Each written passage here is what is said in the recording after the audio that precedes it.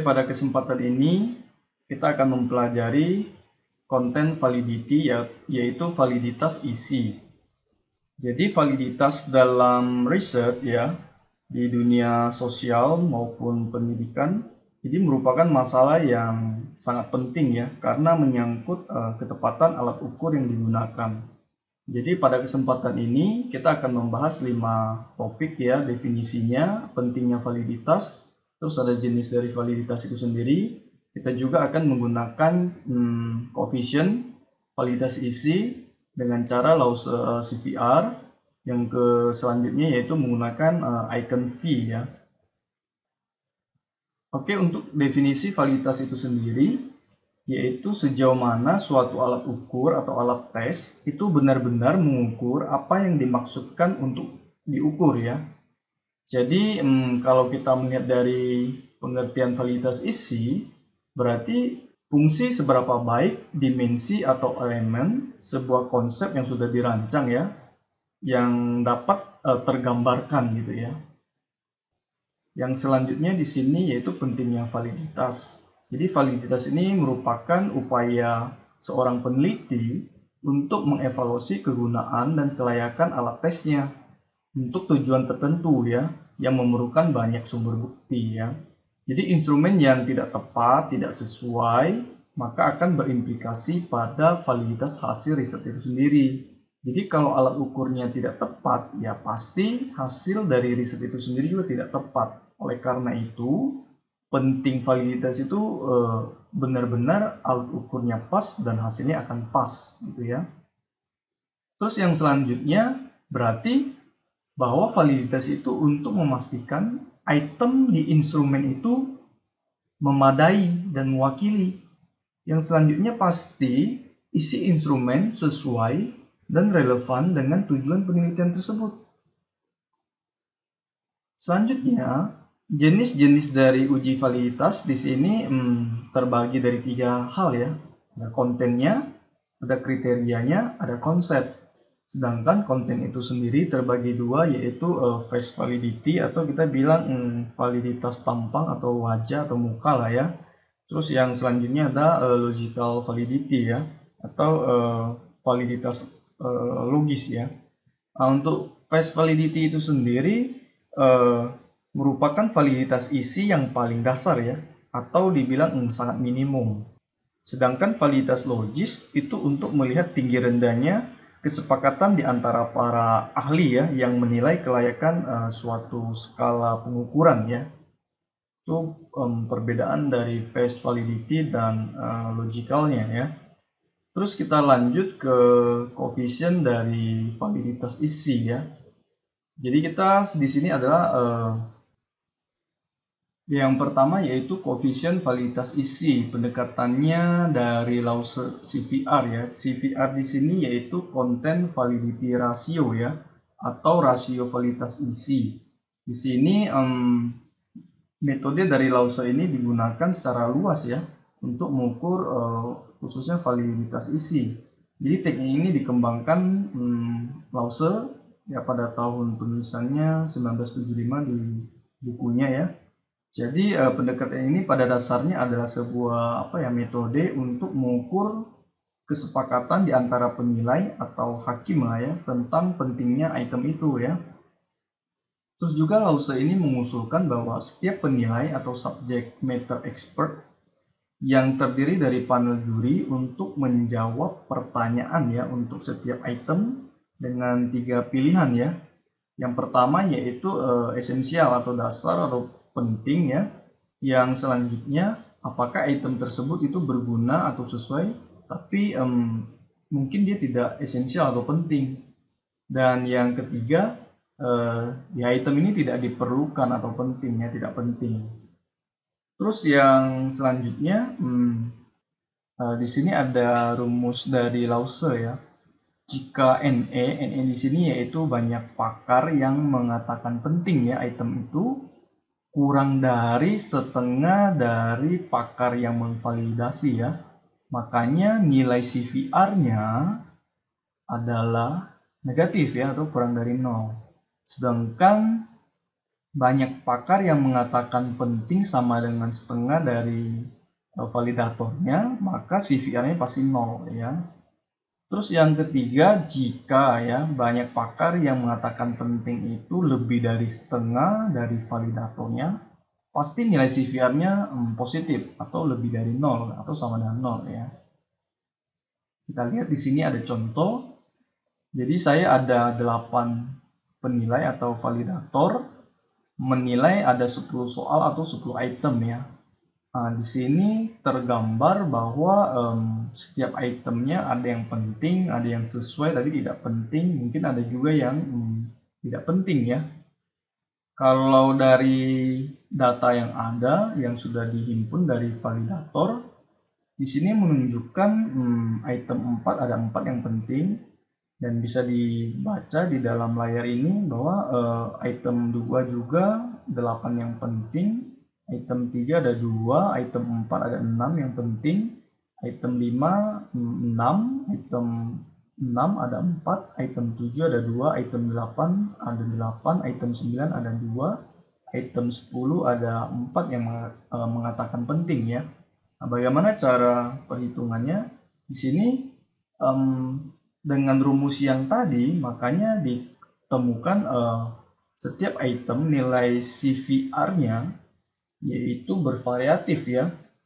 Jika kalau kita melihat ukuran dalam tabel ya, untuk minimal value ya, dari jumlah validator sebanyak 8 orang, maka ditemukan nilai tabelnya yaitu 0,75. Berarti poin ini ya 0,75 sama dengan atau lebih dari 7,5, berarti kriterianya itu adalah valid ya item soal tersebut. Tapi jika dia di bawah 0,75 nilai CVR-nya, maka kriterianya itu sebenarnya item tersebut tereliminasi ya. Artinya kontennya minimum ya, kurang ya. Jadi nilai CVR ini diperoleh dari perhitungan dibandingkan dengan nilai minimum CVR berdasarkan jumlah validator ya. Di sini tercantum ada 8. Sedangkan eliminasi item berdasarkan CVR, bila CVR item kurang dari nilai minimum, maka menurut batasan Lause itu tereliminasi ya. Tampilan di Excel, pertama yang Lause tadi ya. Jadi untuk skalanya yang 3 tadi yaitu penting, sesuai, tidak penting, dan tidak berguna ya. Nah, dalam 8 penilai atau rater ya, jadi tertampung di sini ya. Terus setelah itu kita menggunakan perumusan. Setelah itu kita menggunakan perumusan CVR-nya ya dengan rumus ini. Dan tabelnya tadi kan 0,75. Nah, hasil dari nilai CVR yang tadi dengan rumus yang tadi ya ini, kita bisa tahu validnya itu hanya 2 ya, yang Lause ya. Oke, kita simpulkan bahwa sebenarnya untuk jumlah rater disarankan di sini harus lebih banyak ya validatornya. Kenapa? Karena semakin banyaknya validator itu akan membuat nilai itu lebih lebih terukur, lebih tepat ya. Sarannya seperti itu ya. Nah, yang tadi itu hanya 8, makanya kalau bisa minimal di atas 12 validator. Selanjutnya kita lanjut ke koefisien validitas isi yang pendekatannya menggunakan icons V ya. Jadi dalam icon V ini jadi dirumuskan oleh seorang icon ya, icon bernama icon tahun 1985 ya. Terus formula icon V ini yaitu untuk menghitung validasi koefisien ya. Jadi yang didasarkan dari hasil penilaian dari panel atau ahli ya, sebanyak jumlah orang N-nya terhadap suatu item dari segi sejauh mana item tersebut mewakili konstruk isinya ya yang dapat diukur. Nah, di sini perumusannya V-nya itu adalah nilai V-nya bisa dilihat di layar ya. Untuk Variabel R di sini maksudnya adalah angka yang diberikan penilai. Nanti ada kita lihat di tabel ya. LO itu angka penilai validitas terendah, N itu jumlah penilainya, dan C itu adalah angka penilai validitas tertinggi. Coba kita perhatikan di sini di tabel ya. Nah, karena jumlah yang akan saya contohkan pengisinya hanya 4 orang ya, raternya atau validatornya, sedangkan rating saya memberikan kategori penilaian ada 4, paling tinggi 1 sampai 4 ya, makanya rating kita adalah 0,92 untuk tabelnya. Jadi kolom pertama di sini menunjukkan bahwa itu jumlah rater yang sebelah kiri. Untuk jumlah rater yang berbeda, nilai minimum index fee-nya itu juga berbeda ya. Semakin banyak rater, maka semakin kecil nilai fee yang disyaratkan ya. Ini ya. Selanjutnya kita coba lihat ya hasil dari 10 item tadi. Nilai fee yang diperoleh dengan 4 rater ya terlihat di tabel. Nah, untuk kriteria yang pertama yaitu soal, aspeknya adalah soal sesuai dengan indikator atau menuntut tes tertulis berbentuk uraian. Sesuai nggak gitu? Ternyata ada 6 soal yang valid sesuai dengan aspek yang diberikan, yaitu soal sesuai dengan indikator ya. Selanjutnya aspek kedua yaitu tentang batasan pertanyaan dan jawaban yang diharapkan sudah sesuai.